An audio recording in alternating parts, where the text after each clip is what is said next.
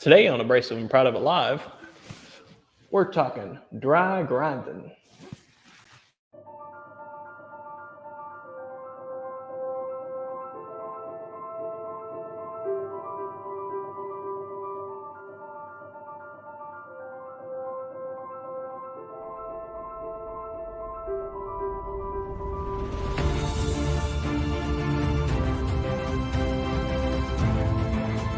Love it when we're live.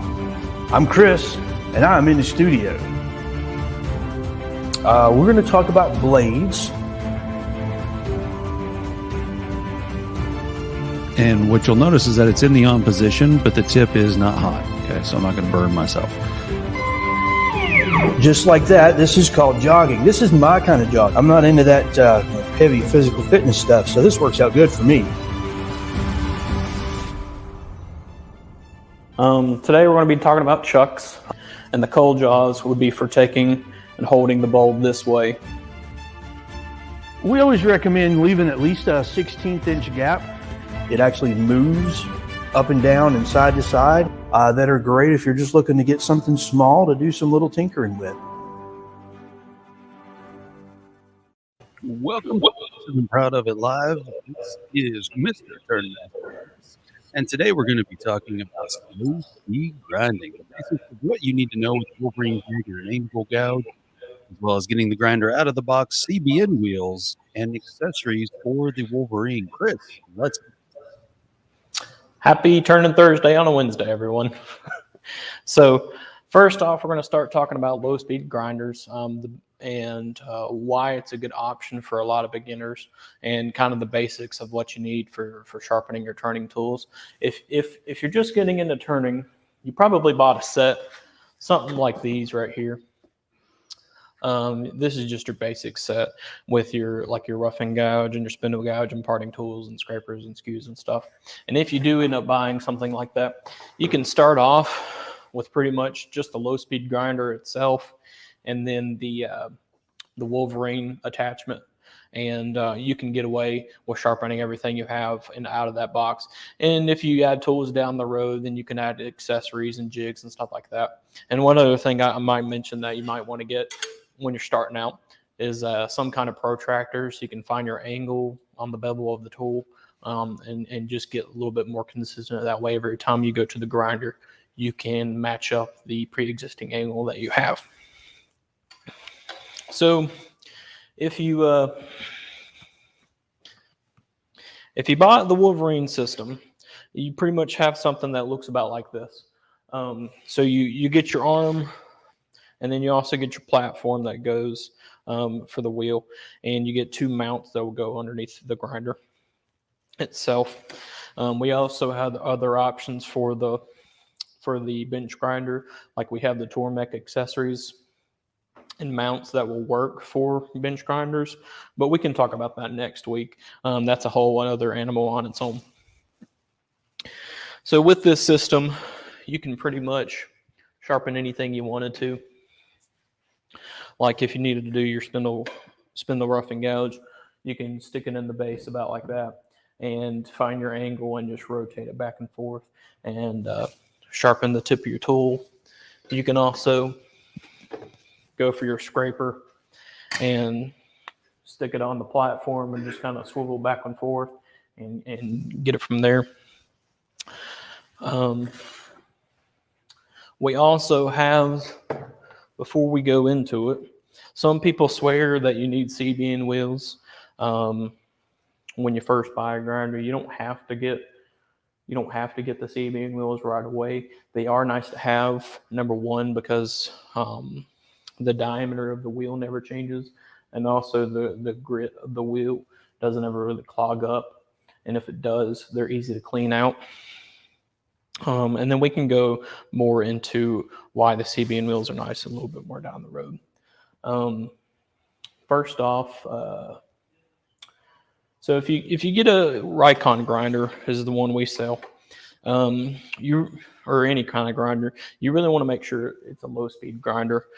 This one here says it's about a 1700 RPM, and that's the kind of the range of RPMs you really want to go for. If it has any higher, you kind of want to stay away from it, mainly because it'll burn up the tips of your tools and overheat. And they also have a different stone on them that's more for really removing material fast. The wheels that come on a slow speed grinder are normally for sharpening and shaping metal slowly and effectively. If you ever get one and the wheels come unbalanced, it should come with a diamond tool. Probably looks a little something like this. You can stick it on the platform and run it back and forth and get everything square. And that'll true up the wheel a little bit more. If you're still having problems with the wheel kind of wobbling back and forth, you can take these caps off, and in the instruction manual of the book, it'll show you how to move the wheels apart from each other, and that way you can balance the wheel a little bit more. The main thing about wheels being unbalanced most of the time is in the factory, they just tighten the bolt down that holds the wheel on, and they don't really pay attention to how much they tighten it down and what kind of position it is and stuff like that.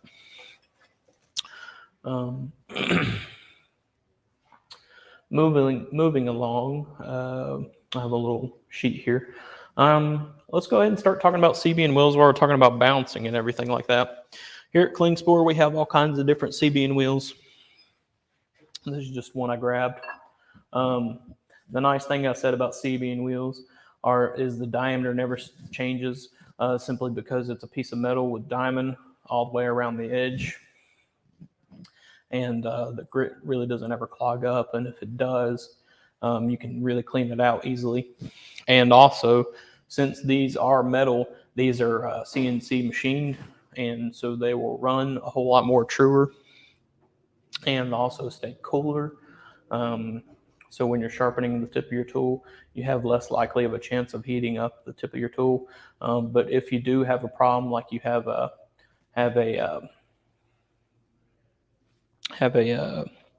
specific tool or something like that that is heating up a lot or something like that, we do have lubricants for the CBN wheels, and this is made by the manufacturer we get our CBN wheels from. It's called a slick stick. Essentially, it's like a deodorant stick. You just twist it up, and you just place it up against the wheel and run it real quick. It doesn't take a lot at all. If you do too much, it'll actually clog up the wheel really quick. And that'll help lubricate your tools or lubricate the wheels. And this actually works on the regular wheels that come on the grinders as well, which is what's nice. If you ever do think about getting CBN wheels, I recommend getting the Spherical Washer set. And what these are is, if you can see, this one is concave and this one's convex.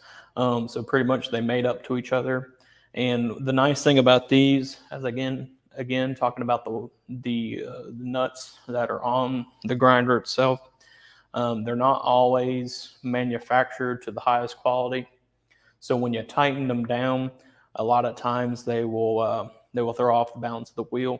And what the spherical washers do is, when you tighten down that nut or bolt, it'll actually move each other off a little bit like that. This is over dramatized, but they'll move each other out like that. And that way, the flat spot of the concaved washer will keep pressure up against the CBN wheel nice and true, and the washer slack is taking all that untrueness of the nut.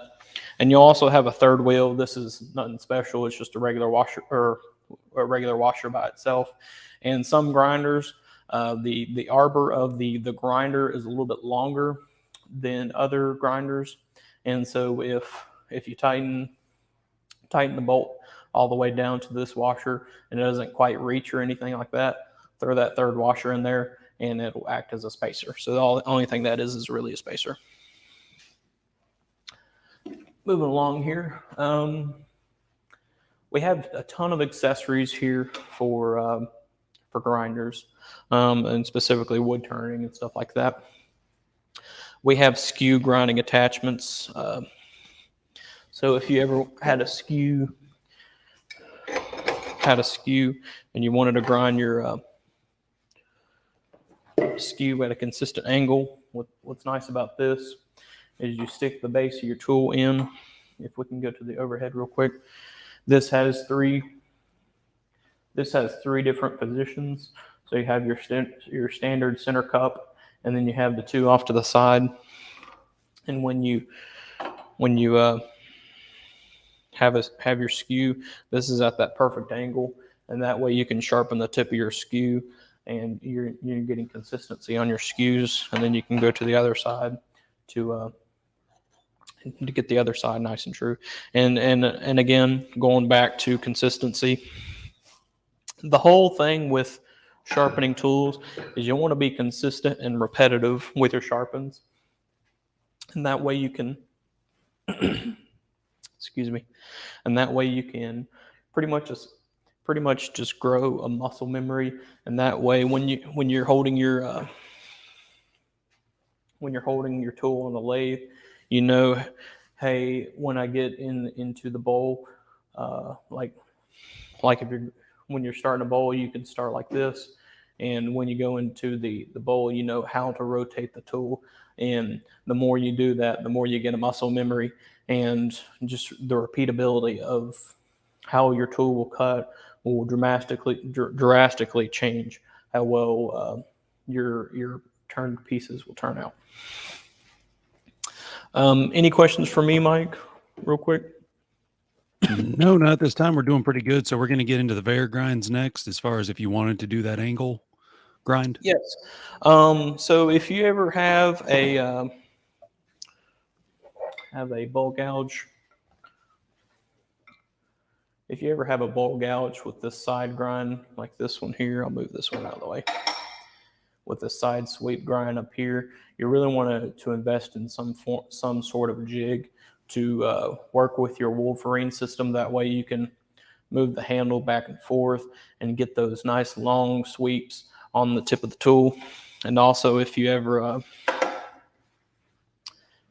have a spindle gouge that's got a little bit of an odd shape, and you really can't sharpen it with your Wolverine system by itself, the Vari Grinds will help as well. And we'll talk about the two different Vari Grinds and what the main benefit of having a Vari Grind versus some other tools out there are. So this right here is what is called a Vari Grind.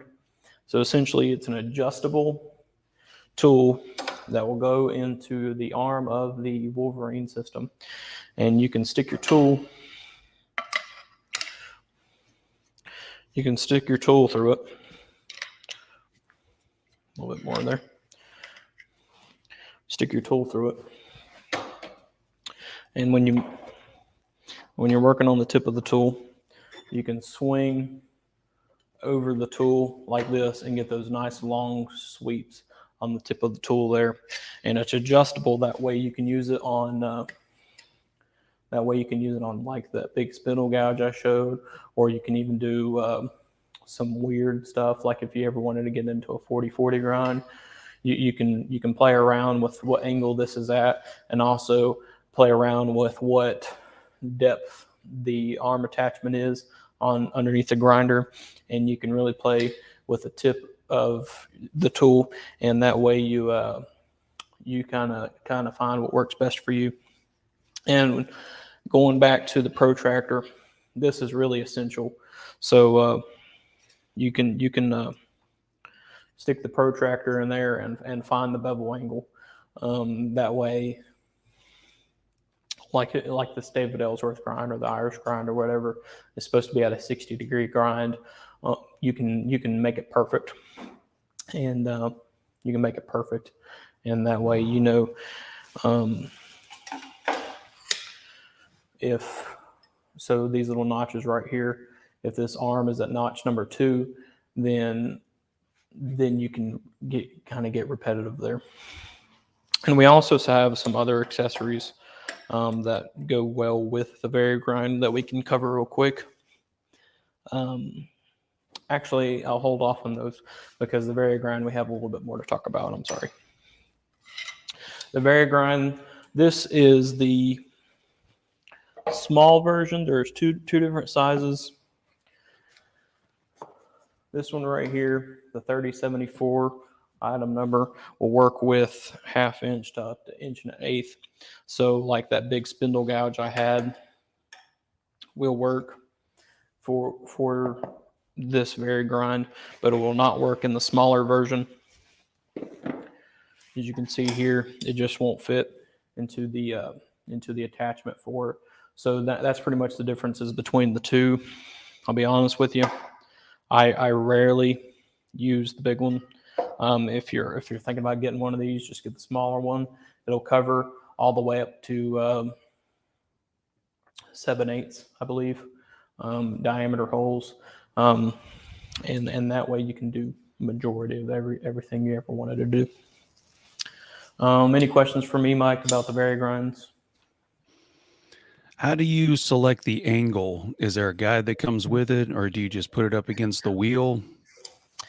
I'll be honest with you. There is a guide that comes with it, and it helps a little bit. Here's the guide, and it shows how to set everything up and some suggested angles and everything like that. It works, but it doesn't at the same time. It'll get you roughly there.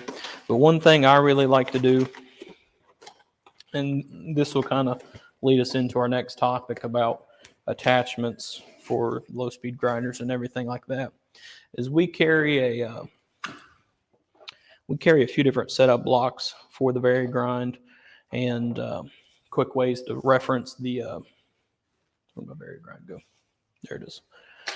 We carry a few different setup blocks like these I have here. You loosen up your knob, slip it all the way in until it stops, and it comes with a piece of paper here. It'll show what number jig, like it comes with two different ones. Like this one here is a number 2. If I was going to be doing a side sweep bowl gouge, I know the number 2, and at the farthest notch up, all the way up, then I can take it here, and the only thing I have to do is contact the top and bottom. Move this piece of paper out of the way. The top and bottom of this little jig right here, and that way we know that this is perfect as well as the arm is perfect. And then the only thing you have to do is take out the jig, stick in your bowl gouge, and then measure it at I normally like to do a 2-inch measurement. And we even have a little setup here, a little stop block on this grinder, and just stop it at number 2. And that way I know, hey, right here, I can get that perfect side sweep and go all the way across there. And that little diagram is kind of the best way to get in doing side sweeps on like bowl gouges and even bottom feeder bowl gouges and spindle gouges and stuff like that. We also have a 40/40 grind attachment. It's kind of the same principle. So if you ever have heard of a 40/40 grind for bowl turning, it just removes material a whole lot quicker. If you ever want to try it out and you really don't want to freehand on the platform, because you see a lot of people doing the 40/40 grind on the platform, you can get into trying the 40/40 grind with this kit as well. We also have, which I think is the handiest thing, especially if you get into having a CBN wheel, is you can find, where's my tool? You can find the angle and find whatever setting that your Vari-grind is at. You can take, like this one, I have a yellow sticker here. Get it into focus. There we go.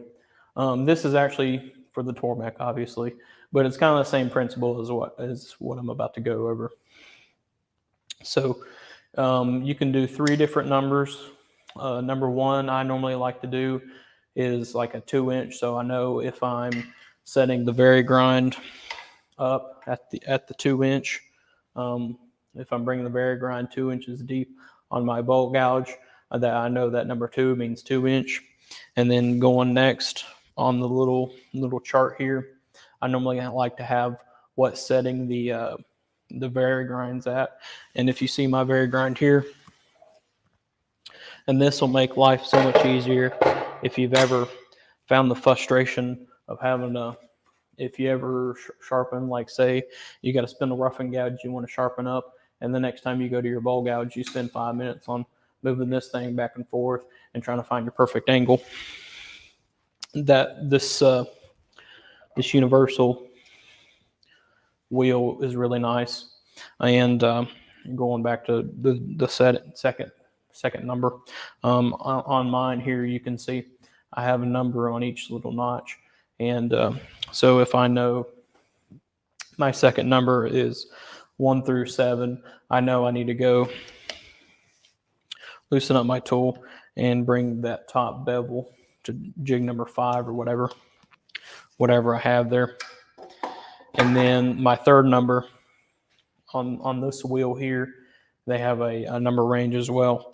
And I know that if it says 4.2 or 4.8, let me get it focused, 4.2 or 4.8 or whatever, I just adjust my wheel. And that way, when I go, sticking in my arm, I match both the top and the bottom wheel to the grinding wheel itself.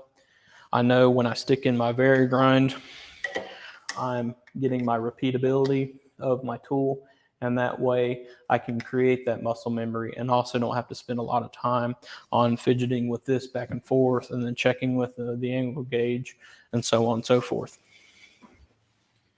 While I'm here on bowl gouges, we have other options other than the Vari-grind attachment, like we have the David Ellsworth jig. If you're ever going to do a lot of like side sweep, like bowl gouges, like the Ellsworth grind or whatever, I like to have one of these simply because this is an adjustable. So no matter what, if I take my Vari-grind and I set it up for a spindle gouge or something like that, and I want to go back to bowl turning, I don't have to play with the Vari-grind at all. I really can just stick the bowl gouge in here, and this comes with instructions as well. And for the Ellsworth grind, they recommend a 2-inch.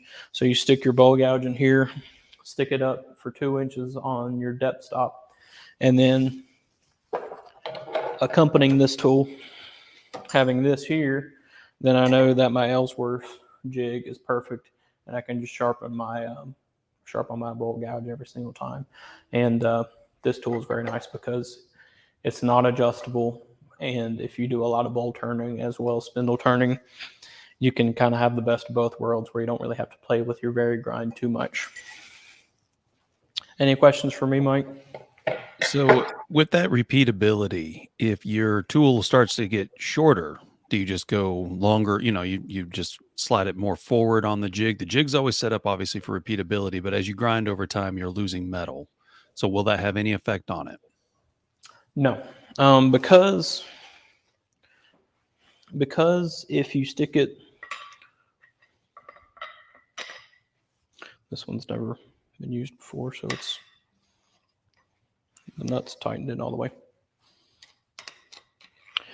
So if you take the jig, rest it up against the wall of your grinding stem, and then stick in the tool at 2 inches. When you tighten that down, especially if you say you sharpen for a period of time and your tool's only yay long, as long as this jig can go back 2 inches, then you know that your repeatability for the tip of the tool is just fine because you still have 2 inches right here. If that kind of makes sense, Mike, there. Yeah, absolutely. I'm just wondering, as far as you have to create that setup jig, because I know that with their instructions, they say that, basically it's a simple sharpening jig, but you have to make and set up a sliding arm, which is not included. So that's why I was wondering how you could get the repeatability. Yeah, I normally recommend just having some form of block of wood onto the grinder stand, like this one here. If you see up above, this one has a step system. So like we have 1.5 inch, 2.5, or 2 inch, and then 2.5, and so on and so forth.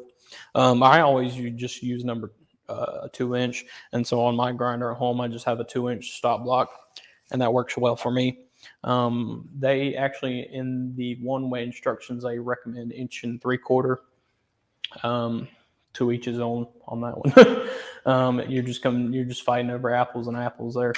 2 inches just been my tried and true. Does that make sense there? Yeah, absolutely. I appreciate you going over that. And going to the platform here, I normally like to have one of these.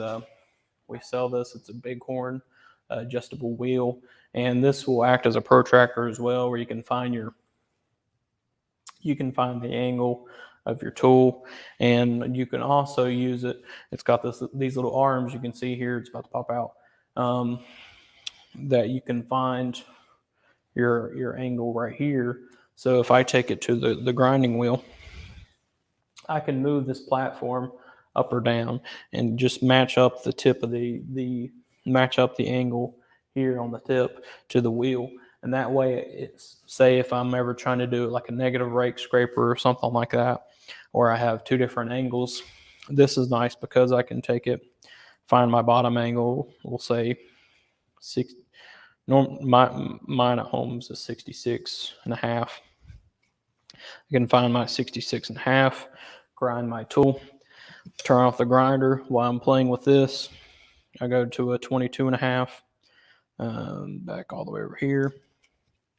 And then I can just move my platform up a little bit, match the wheel here, grind the top part. I'm good to go. It also works if you're going to do your parting tools. Like parting tools aren't rocket science. You can really just match up your angle here and just sharpen until you meet the tip of the tool. You can get technical with them if you really, really want to. I don't. It's a parting tool. As long as it cuts, it's fine with me. But if you do get into these slim-handled ones, they do want to get a little bit more technical on how they cut.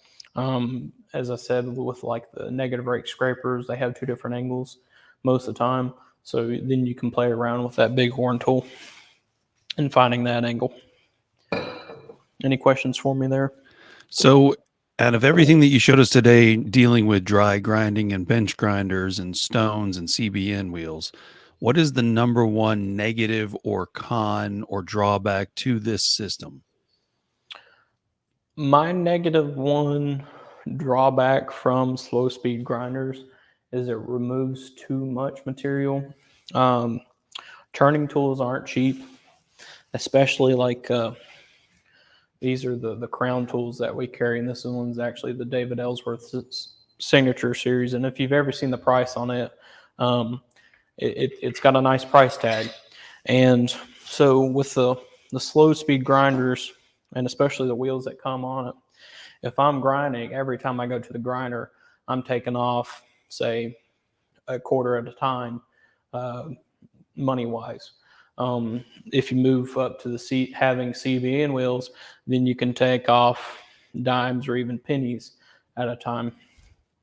My preferred method for like the spindle gouges and the bowl gouges here is actually the Tormek, and we can cover that next week of why I like using a water-cooled grinder for turning. The only time I really use my slow speed grinder is if I'm going to do my something that's got a lot of material. As I said, they take off more material, so this is a big old thick scraper, and so I don't have to if I had only a Tormek and I went there, I'd be there for probably 2-3 minutes just trying to get that burr created up on the tip. If I take it to the grinder and I have this preset, only thing I got to do is turn on the grinder, take the tool and swing it all the way around, and then go back to the lathe, keep turning again. Okay. So another drawback that I've seen people state is that you also have to be very careful because you're removing a high rate or high amount. If you're not careful with the temperature of the tool, you can actually blue it. What does this mean? So bluing, I think I actually have one that's a little. Your skinny Sorby parting tool had a little blue on the end. Actually, that Sorby part, well, yeah. Well, the bluing on the Sorby parting tool will give you a good example of what the bluing will look like. Right here. So the black lines, and you can see how it's kind of a bluish color. That was on this tool. It's actually created by, especially since it's so thin, created by using it as a parting tool, what it's intended for, and also being dull.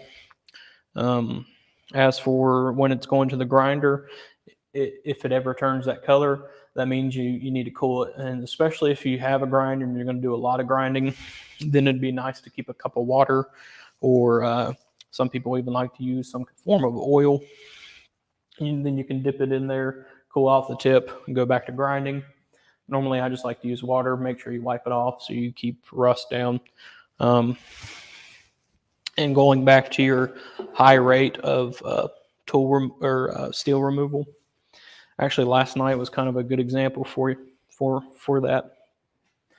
If you got to see, as I said, I use the scraper on a low speed grinder, and there's actually a little bitty nick right there. See where my index finger is? There's a little bitty nick out of the steel, and that was when my father walked in the room and my tool kind of caught like that. And because that edge is sharp on my CBN wheel at home, I kind of took a little bit of material out, and I had to kind of work a little bit more, if that kind of makes sense there. If I did that on Tormek, nothing would have really happened because it's taken a slow rate of material off. Great. And so we'll cover that next week as far as the benefits of a Tormek system. And, it's a huge upgrade to sharpening a ton of tools, not just turning tools in general. Yeah. If the only reason the Tormek is, if you bought this grinder and the Wolverine system, you're going to spend a couple $100. If you bought the Tormek, you'd probably spend $1,000, if not more. Going back to Tormek, on the grinder, we have an attachment to use on the grinder, but then you're still going to spend a couple $100 just on the jig, or the attachment, and then the jig. And then you're still also removing a lot of material at a time. But the other nice thing about Tormek is going kind of back to the accessories that we carry here. Tormek, they are really well designed. There probably is second party accessories for the Tormek, but they've already thought about that. So how everything is repeatable. Like they have a wood turners kit that has these stop blocks built in to a little jig. These stop blocks built into a little jig that actually finds the depth of the grinding attachment. So you get 2-in-1 there, and also it comes with a sheet that going back to my bowl gouge. Can we go to this camera real quick? Going back to my bowl gouge, that comes with a chart. Say like if you want to go for this 60-degree grind or Ellsworth grind or whatever, it comes with a little chart that says you need to have jig setting 6, the depth at 75, and the hole for the attachment to bring this jig in and out at setting A. Everything's already there for you. You don't have to figure it out. You don't have to spend time there sitting there playing with everything. Everything's really well designed, thought out. So you're getting what you pay for, if that kind of makes sense there. Absolutely. So that's something you can look forward to next week on Thursday at 1 p.m. Back Yep. here at Abrasive and Proud of It Live with Turnmaster Chris is the Tormek sharpening system. Yep. Any questions before we go, Mike? There. No, sir. There's Okay. no comments. Well, But go ahead. Sorry. No, that's okay. So what we talked about today was the slow speed Rikon bench grinder, RK80805, the Wolverine one-way jig, which is ON2291, the regular Vari-grind, which is up to 5/8 diameter tool, which is Skew ON2480, and then of course the large, which is 1/2 to 1 1/8 inch diameter, ON3074. The David Ellsworth grinding jig, DE 10,000, the one-way skew, which is ON2690, and CBN wheels, which are KJ 88180. Don't forget, all of these are going to be available at woodworkingshop.com. Or you can call us on some of the items that we didn't have on the web, like the setup blocks, the universal jig. You can call us at 800-228-0000 to order those. Yep. And if you ever have any questions, give us a call. The dumbest question you can ask is the one you don't. That's right. So give us a call anytime. You can ask for Chris. You can ask for Chris. You can ask for Mike. You can ask for anybody. If you have a technical question, we have plenty of people within our resources to be able to help you with whatever your question may be. So we thank you so much for joining us. We really appreciate you tuning in. And if you have any questions after the fact of the live in the video, please, leave them in the comments below. We'll be more than happy to answer them for you. We'll see you the weekend after next. All right, everyone, have a great holiday weekend, and we'll see you next week.